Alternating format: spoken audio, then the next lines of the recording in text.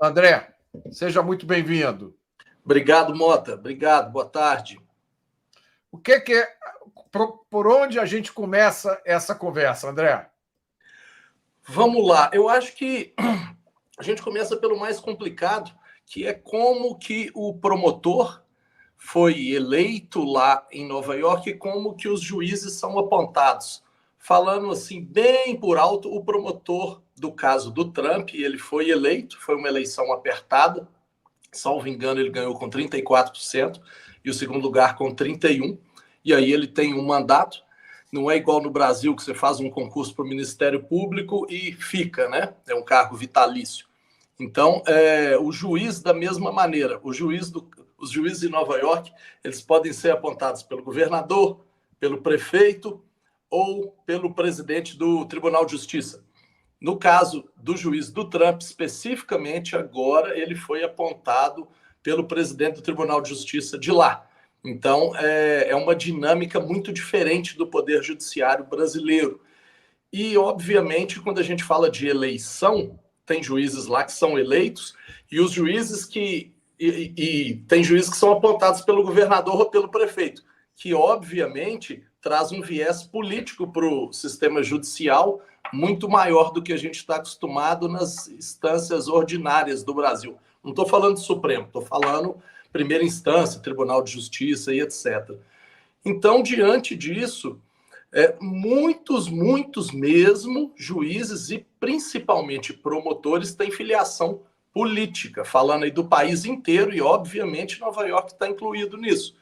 E, por exemplo, o juiz do caso do Trump fez contribuições pequenas, mas fez contribuições para o Partido Democrata. Ele, por exemplo, contribuiu para a campanha do Joe Biden, contribuiu para movimentos democratas super radicais, um chama Stop Republicans, e fez aí 4, 5 contribuições, acho que foram 4.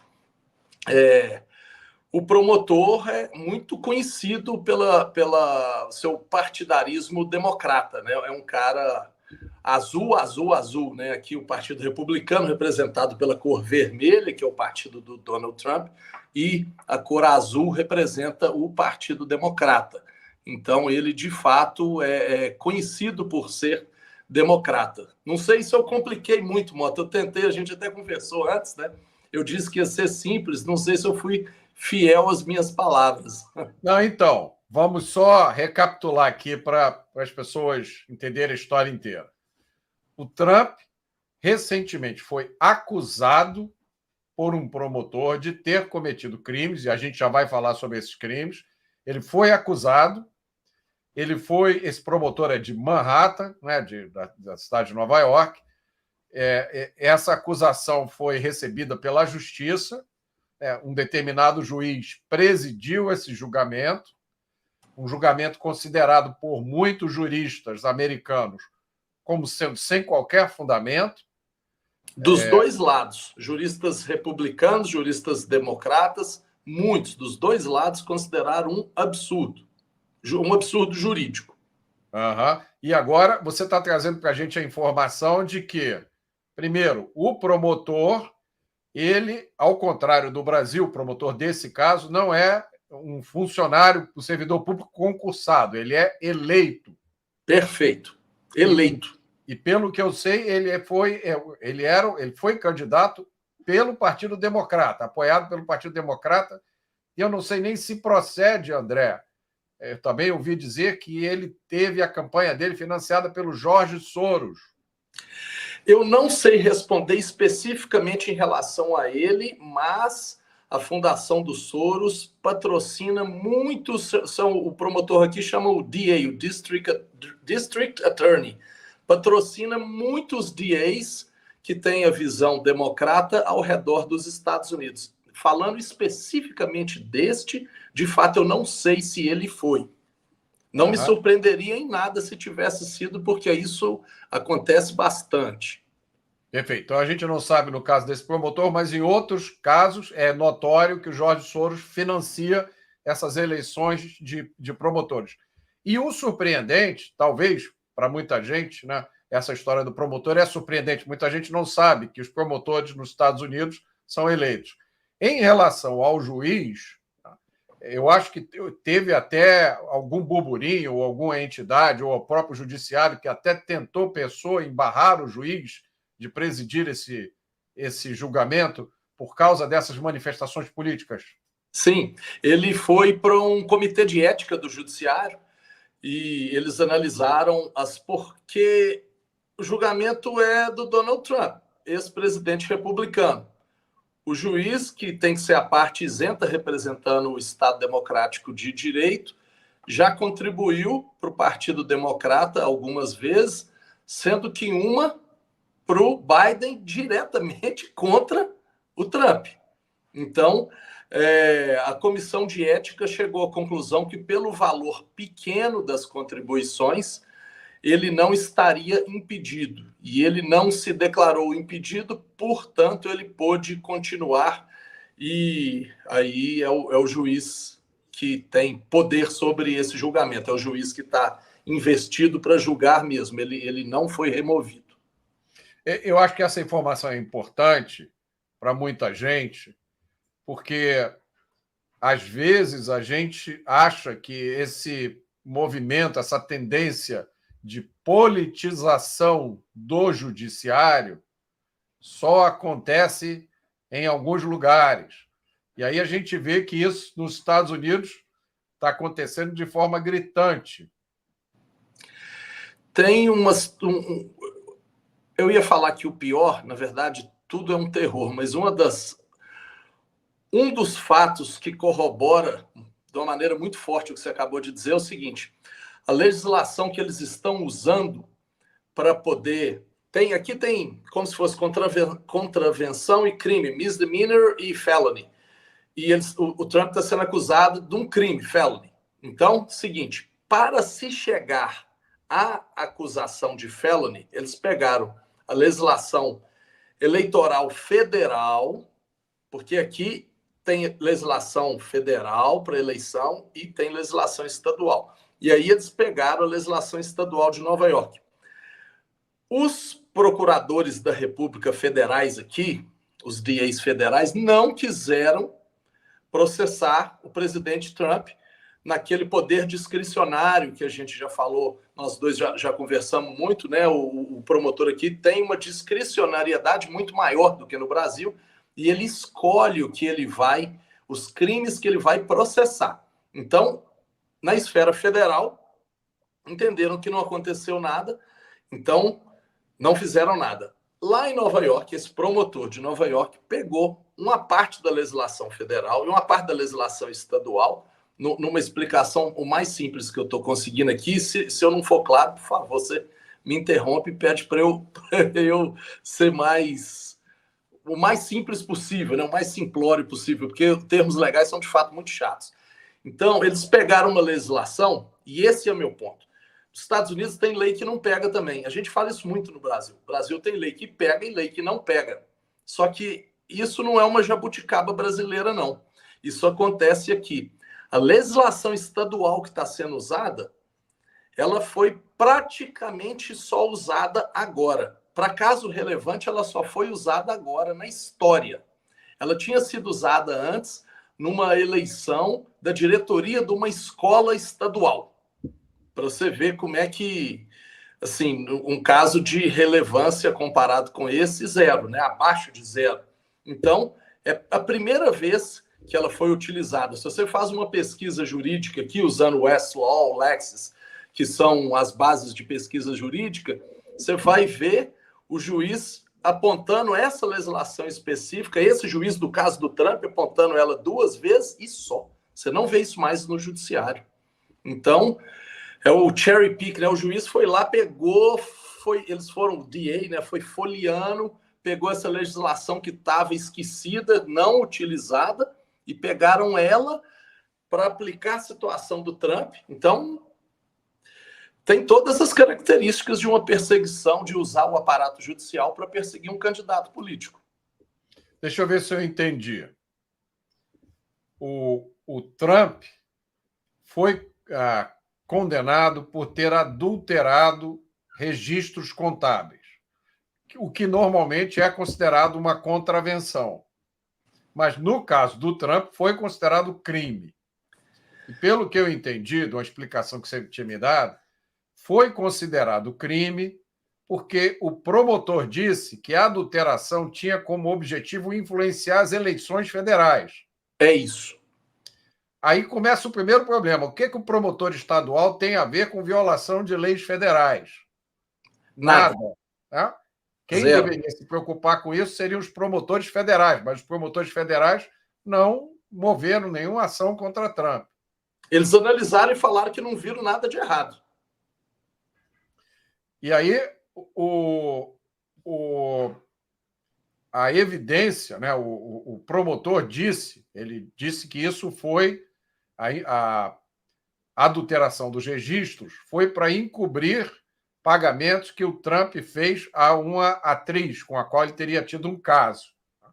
E o promotor alega que suprimir a divulgação desse caso influenciou as eleições, como se o eleitor americano achasse que o Trump era praticamente um padre e se soubesse que o Trump tinha um caso com uma atriz, ia deixar de votar nele. É isso? É isso. Essa é a forçação de barra. É isso. É isso. É uma correlação de causa e efeito que a gente olha assim e fala o que é que tem a ver. Mas é surreal, mas é exatamente isso. Você foi on point. Isso mesmo. Deixa eu te fazer uma pergunta que muita gente faz.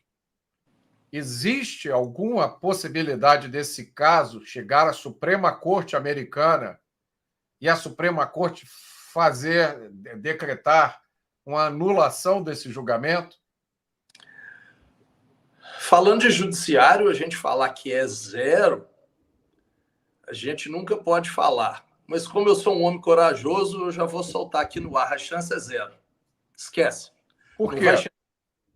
Não tem base jurídica para chegar, entendeu?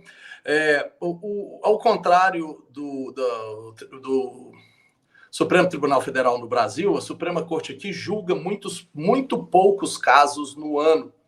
O número é pequenininho, são 9 ministros, né? E 4 têm que votar pela admissibilidade de um recurso. Então, são pouquíssimos recursos que chegam. Eles têm que passar por 4 ministros e aí eles vão ser, de fato, julgados. Eu não tenho estatística de cabeça, assim, mas 1%. Bem menos de 90% do que... Chegam 8, o número que eu tenho é que chegam 8 mil casos por ano e só 80 são julgados. Quer dizer, é 1%. 99% é rejeitado. É isso mesmo. E esse do Trump, assim, eu não consigo nem ver uma base constitucional para que ele chegue, entendeu? Eu acho que eles não vão nem ter coragem de pedir uma admissibilidade lá por causa disso. Não tem base constitucional. Esses absurdos jurídicos, por exemplo, o juiz ter selecionado especificamente uma lei que nunca foi usada, o promotor processar por uma violação de lei federal, você acha que esses absurdos não seriam suficientes para gerar uma admissibilidade na Suprema Corte? Porque, ao contrário do Brasil, a Constituição americana ela é muito enxuta, sabe? Então, isso não seria um problema constitucional. Essa é a questão. A decisão não é essa decisão que a gente está falando, que na semana que vem, eu acho que vai sair a sentença, ela não é definitiva. Ela vai ser resolvida na Corte Superior de Nova York. Então, acredito que todo mundo conhece, porque tem filme demais que aparece réu saindo de lá e sendo entrevistado naquela escadaria, aquela corte bonita na parte sul de Nova York, pertinho da Brooklyn Bridge ali. Então, isso aí ainda não acabou, está longe de acabar, sabe? Mas subir de Nova York para a Suprema Corte, não vejo possibilidade jurídica para isso. Perfeito. Da última vez que a gente conversou, você falou da sua visão de que numa eventual administração Trump sendo eleito, ele provavelmente indicaria o Vivek, eu não sei pronunciar o sobrenome do Ramaswamy. Ramaswamy. Você você disse, o Trump vai colocar o Vivek Ramaswamy como secretário do Trabalho, é isso? Secretário da Defesa da Fronteira, é o DHS, que é o Department of Homeland Security, que cuida de tudo de fronteira.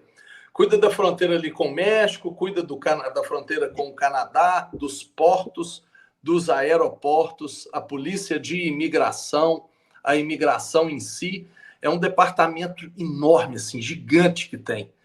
E passa despercebido porque a gente pensa mais, né? A gente faz as analogias com o que tem no Brasil e a gente não tem um paralelo disso no Brasil. Então, é difícil da gente fazer um paralelo, porque de fato não há. É enorme, é um cargo muito importante e é status de ministro de Estado mesmo. O Vivek, nesse cargo, se reportaria diretamente ao presidente. E aí você disse que, na sua visão,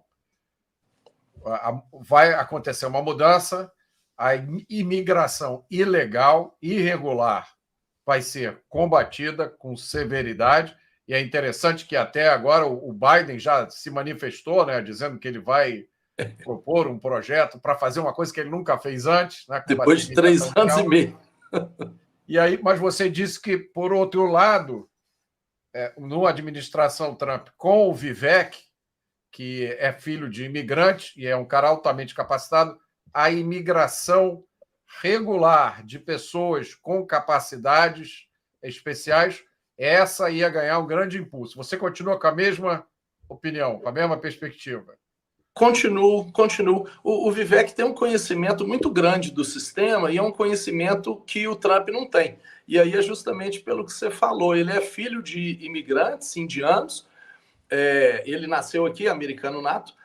A esposa dele veio com 4 anos, ela também é filha de imigrantes indianos. Eles se conheceram na faculdade, o Vivek é formado em Direito, ele fez Direito em Yale, que é uma das melhores faculdades dos Estados Unidos, e na empresa dele, uma empresa de biotecnologia, ele passou muito aperto querendo contratar imigrantes e acabou não conseguindo contratar alguns desses por causa da situação de visto. Então ele fala que enquanto a fronteira sul está aberta e tem entrado muita gente não qualificada, imigrantes qualificados não estão conseguindo entrar aqui nos Estados Unidos no número que o país precisa. E ele pretende mudar isso e tem ideias sensacionais para mudar isso. E eu me lembro que você falou que, na última vez, você contou que das 3 vezes que você foi atendido aí no hospital, foi por 3 enfermeiras, que nenhuma delas era americana. E você deu isso como exemplo de uma profissão técnica, né? Muita gente fica achando que essa coisa de habilidades especiais é só para quem tem curso superior. E não é verdade. Não é verdade. Eu vou dar 2 exemplos super comuns aqui, e um deles, eu não vou falar qual, a gente está trabalhando hoje no escritório.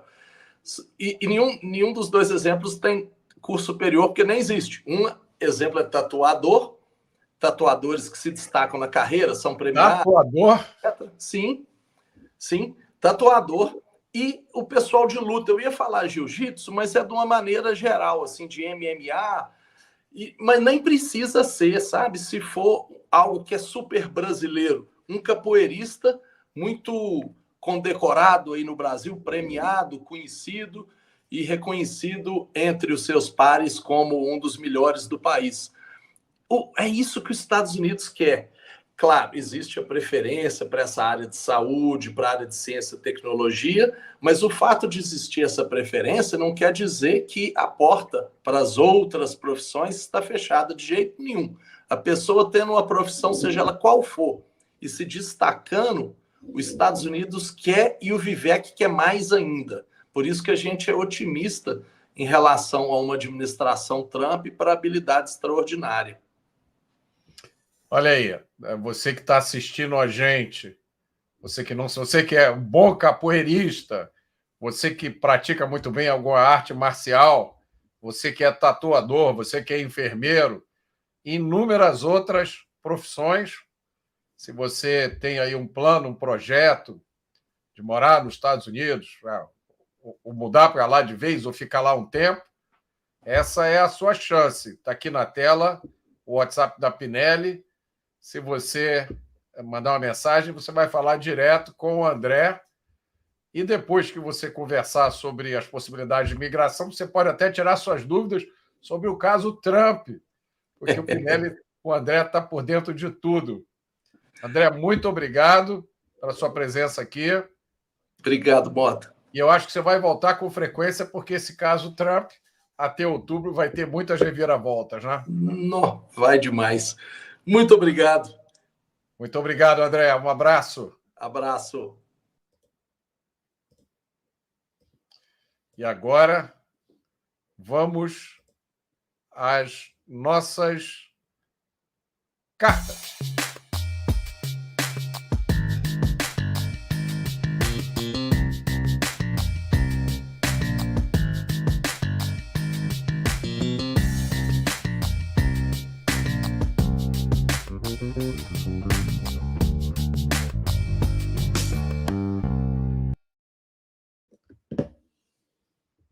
Caro senhor Roberto Mota, tudo bem? Aqui é o Cabo Freitas, da Polícia Militar de Minas Gerais.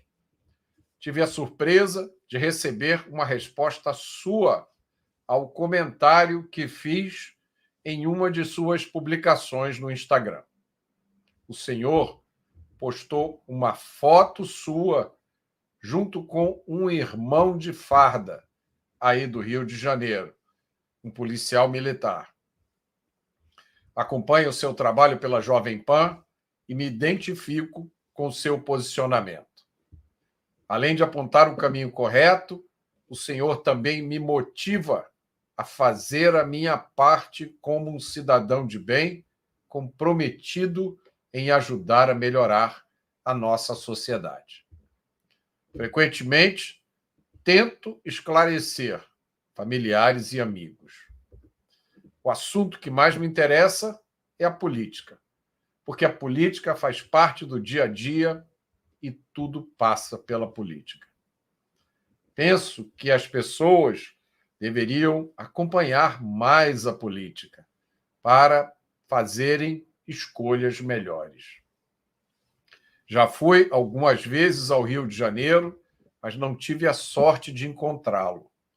Se Deus permitir, eu também quero uma foto com o senhor. Parabéns pelo excelente trabalho e pelo compromisso com a sociedade. Se algum dia o senhor estiver na região da Zona da Mata Mineira, eu adoraria conhecê-lo pessoalmente. Que Deus continue abençoando grandemente o senhor e a sua família. Um grande abraço estendido aos amigos de Os Pingos nos Is. Agora vamos aos livros.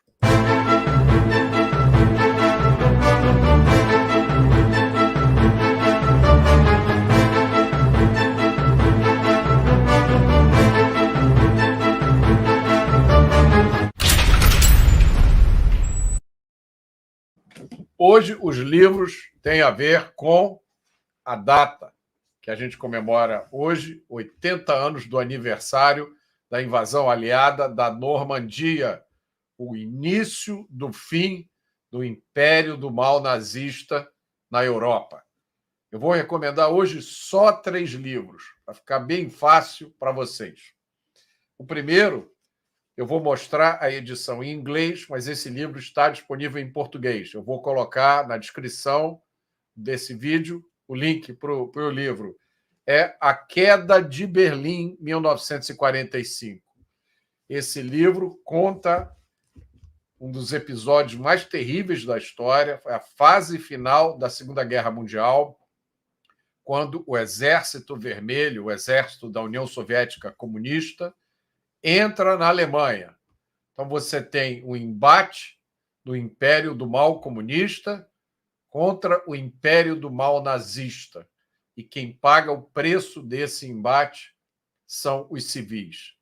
Esse livro é muito importante para quem quer entender a realidade do totalitarismo, para quem quiser compreender que a diferença entre nazismo e comunismo é simplesmente quem é a vítima, porque são ideologias com o mesmo viés totalitário. A Queda de Berlim, 1945, do grande historiador chamado Anthony Beevor. O segundo livro também é do Anthony Beevor e é especificamente sobre o assunto que nós estávamos falando, né, que é o dia de hoje, o aniversário da invasão da Normandia, e o título do livro é O Dia D, a Batalha pela Normandia. É um livro muito bem escrito, tem várias ilustrações, várias fotografias, aqui uma fotografia do general Charles de Gaulle, da França Livre, e conta essa história que eu falei, sobre a qual eu falei no início do programa, a história de milhares de jovens de 17, 18, 19, 20 anos, pessoas no início da vida, que muitos deles sacrificaram a sua vida para que a Europa pudesse ser liberada. Então, do Anthony Beevor, A Batalha pela Normandia. E o último livro é o livro que deu origem a uma série de streaming. Eu não sei se ainda está passando nos canais de streaming, mas o livro é maravilhoso. Esse livro acompanha a história de um grupo de soldados, a Companhia C, se eu não me engano. Não, desculpe, a Companhia E do 56º Regimento de Infantaria da 101ª Divisão de Infantaria do Exército Americano. Esse livro conta a história desse grupo desde que eles desembarcaram na Normandia até a entrada na Alemanha. É um livro impressionante, porque esses soldados, esses militares que combateram, eram cidadãos comuns, que foram mobilizados para lutar contra o Império do Mal nazista. Esse livro se chama Companhia de Heróis, o título em inglês é esse, Band of Brothers, Companhia de Heróis, e há uma minissérie que foi feita com base nesse livro. Então, eu encerro o programa aqui, convidando vocês a lembrarem disso, né, fazerem uma reflexão, porque há 80 anos atrás, milhares de pessoas sacrificaram a sua vida para lutar pela liberdade, e essa luta é uma luta que não vai terminar nunca, porque sempre existirão pessoas querendo atacar a nossa liberdade, querendo impor um sistema totalitário, e essa luta é uma luta de todo dia. Em todos os locais, a gente precisa espalhar as ideias da liberdade. Muito obrigado a todos vocês, e eu vejo vocês às 6 da tarde no Pingos nos Is.